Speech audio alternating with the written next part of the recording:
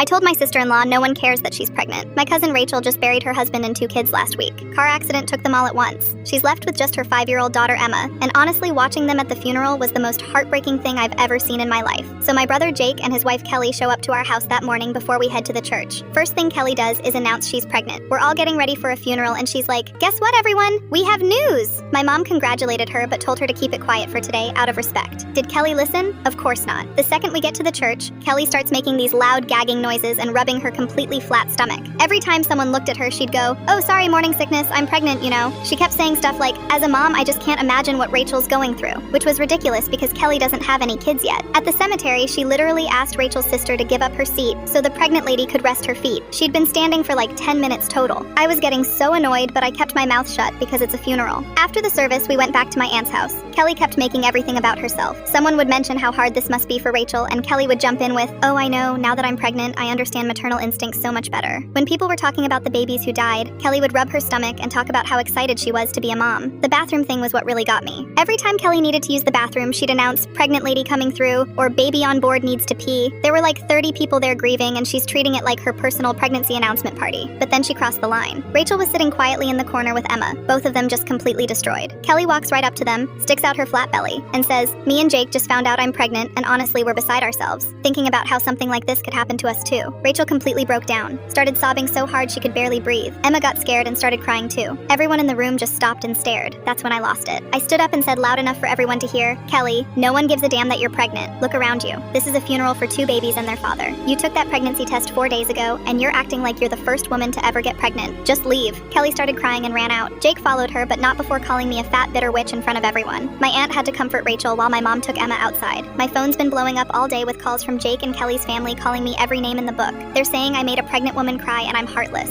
Jake texted me that Kelly's so upset she might miscarry from the stress. But here's the thing. Rachel and my aunt both thanked me later. My aunt said Kelly was making everything worse and Rachel couldn't handle it on top of everything else. Rachel said she was grateful someone finally said something because she was too broken to speak up for herself. The next morning, I found out Jake and Kelly had been calling Rachel all night trying to get her to talk to me about apologizing. My aunt had to make Rachel turn off her phone because they wouldn't stop harassing her. A woman who just buried her family was getting harassed because Kelly's feelings were hurt. I went to my parents' house and Jake and Kelly were already there trying to get my parents on their side. The second I walked in, they both started screaming at me about Kelly's feelings and how I could cause a miscarriage. I told them again that a funeral for 2 children isn't the time to announce a pregnancy and to get away from me. That's when Kelly really showed her true colors. She said if I didn't apologize right now, I'd never be allowed in their child's life. I looked her dead in the eye and said I didn't care. And if she was going to use her kid as a weapon, then I didn't want to be in its life anyway. Things got heated fast. Jake started yelling, Kelly was crying again, and my dad ended up kicking them both out of the house. My mom was so disgusted with how they acted, she hasn't talked to Jake since.